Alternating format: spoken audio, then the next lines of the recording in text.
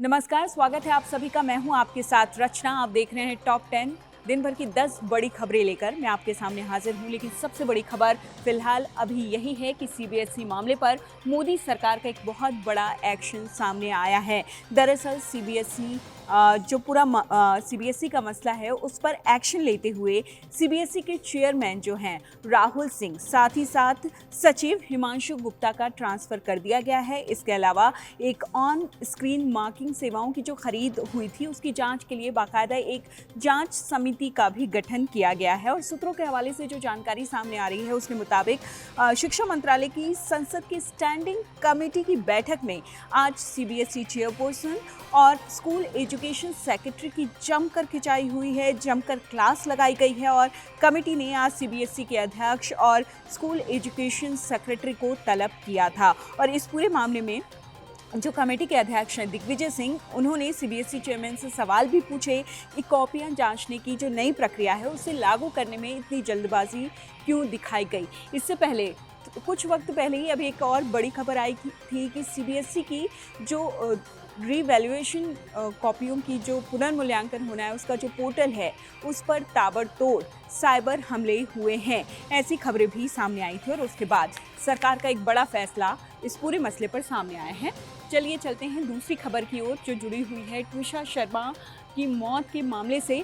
14 दिन की न्यायिक हिरासत में भेजे गए हैं समर्थ और गिरिबाला सिंह। समर्थ ट्विशा के पति और गिरिबाला सिंह उनकी सास, इन दोनों को आज सीबीआई ने वापस से रिमांड नहीं मांगी और 14 दिन की न्यायिक हिरासत में इन दोनों को भेज दिया गया है। 16 जून तक ये जुडिशियल कस्टडी उनकी ये जारी रहेगी। और जो जानकारी सामने आई है उसके मुताबिक इन्हें भोपाल की सेंट्रल जेल में रखा गया है, बाकी कैदियों से अलग रखे गए हैं ये दो।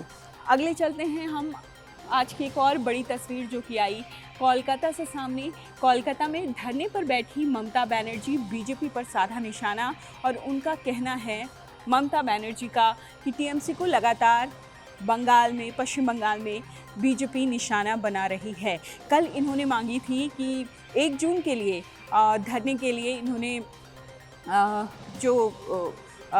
एक तरीके से कहें मांगी थी ये इजाज़त कि धरने पर बैठूंगी, लेकिन उन्हें वो इजाज़त नहीं मिली कल के लिए। वो आज पहुंची और कोलकाता में धरने पर बैठी हैं ममता बनर्जी और ये काफ़ी उग्र होने की खबर भी सामने आई है।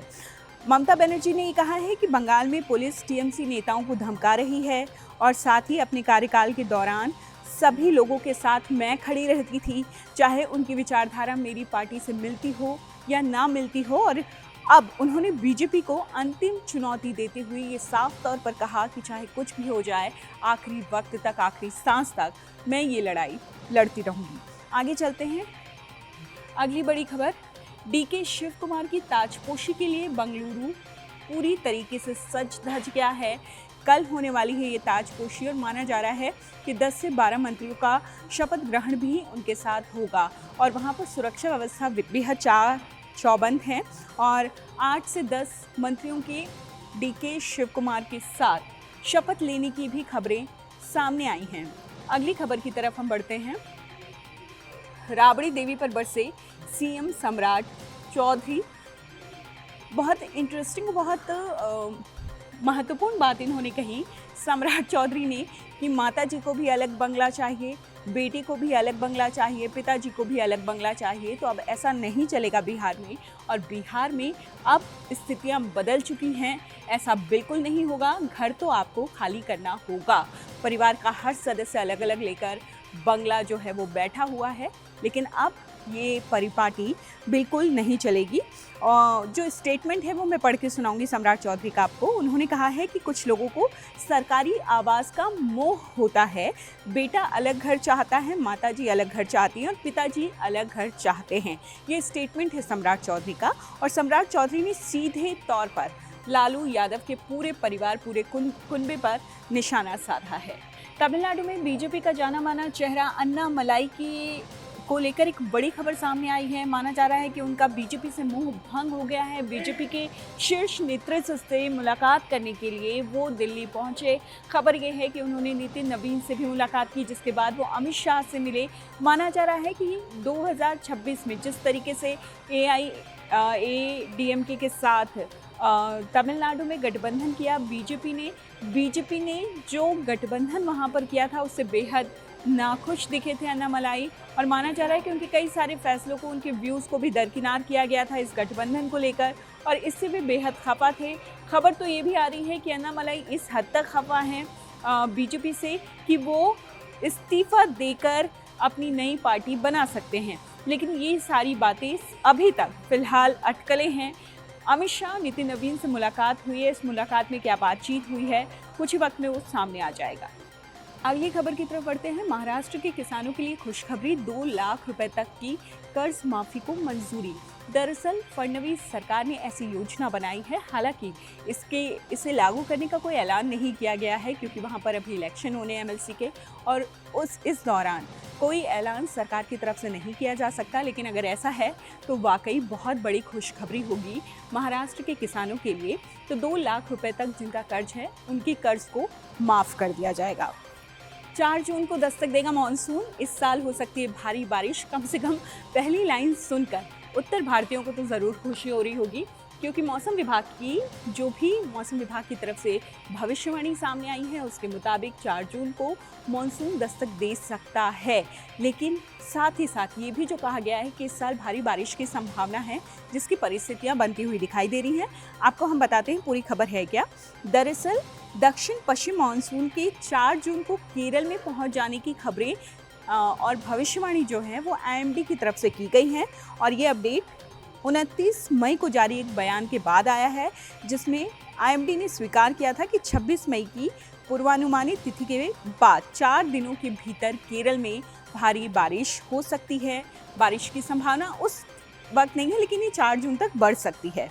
और राज्य में मानसून के आगमन की जो तिथि है, पहले 1 तारीख कहा गया था, लेकिन अब वो आगे बढ़कर चक्रवात की वजह से 3 से 4 दिन आगे बढ़कर 4 जून को हो चुका है। आगे की तरफ एक और खबर, केदारनाथ जाने के लिए हेली सर्विस बुकिंग पर बड़ा अपडेट ये है कि नई बुकिंग की तिथि जारी हो चुकी है। किराए और समय में बदलाव किए गए हैं, और यात्रियों के लिए जो ज़रूरी जानकारी है वो वेबसाइट पर मौजूद है, उसे आप पढ़ें और उसको पढ़ने के बाद ही जाएं। कहा जा रहा है कि 15 जून तक ऑनलाइन बुकिंग जो है वो हो चुकी है, फुल हो चुकी है, और कुल 90% ऑनलाइन बुकिंग होगी और 10% आप वहां जाकर फिजिकली ले सकते हैं बुकिंग। तो ये नई अपडेट है। अगर आप केदारनाथ की यात्रा प्लान कर रहे हैं तो कृपया वेबसाइट पर हेली सर्विसेज को चेक करके ज़रूर जाएं।